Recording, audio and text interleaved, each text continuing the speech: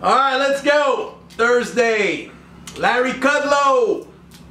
Larry Kudlow in the news. He came out today and said that the U.S. and China are still far apart on a trade deal, and boom, the market went down sharply. Now, I want you to think about something.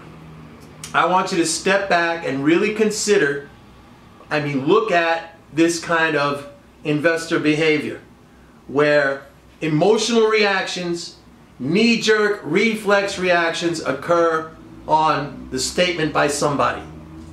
Whether that's true or not, this kind of behavior presents opportunity. If you have mental game, if you have the proper understanding of the economic environment, and that includes current policy, the effect of policy on the economy, then you could take advantage of these situations. This is emotional behavior. It sets up opportunity. Now, this sell-off is not going to last. This is another one of these, like a mini December sort of thing. Let me just say this. The U.S. and the Chinese economy are in the process of decoupling, just like the U.S. and the Japanese economy decoupled in the 1990s. In the 1980s, Japan was Japan Inc., Japan Incorporated. We had our executives from big corporations going over to Japan and seeing how they do things because they wanted to emulate it right here in the United States. The Japanese stock market, the capitalization of the Japanese stock market exceeded the market cap of the U.S. stock market. It was all about Japan, and then what happened? Japan went down the tubes. There was a period when the U.S. economy and stock market went into recession. It kind of followed it for a while, but then look what happened. They decoupled. Since that time, since the early 90s, the Japanese stock market has just been slowly languishing, trying to claw back what it lost. But the U.S. stock market has made multiple new highs. Now, the same thing is happening with China.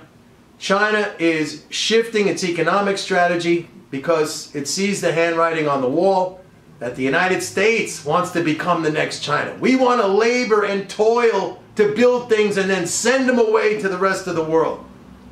And China's like, okay, fine. We'll let you do that. So what we're going to do is we're going to shift our economic strategy.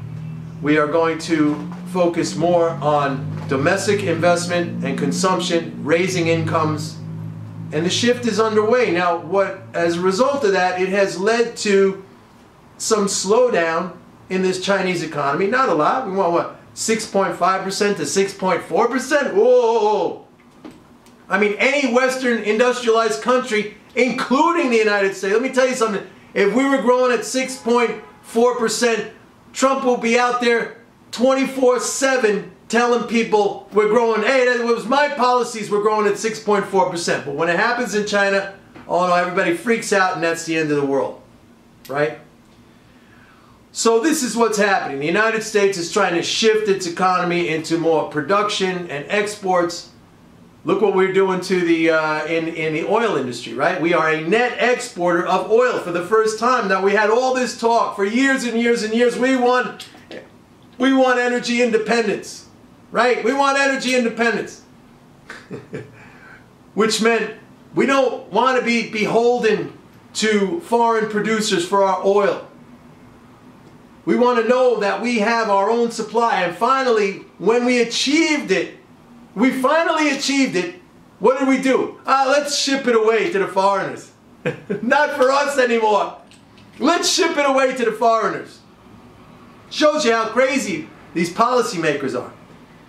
So these reflex reactions, these panicky reactions every time you hear something about China or the trade deal not going well, these are opportunities. China's going to be fine.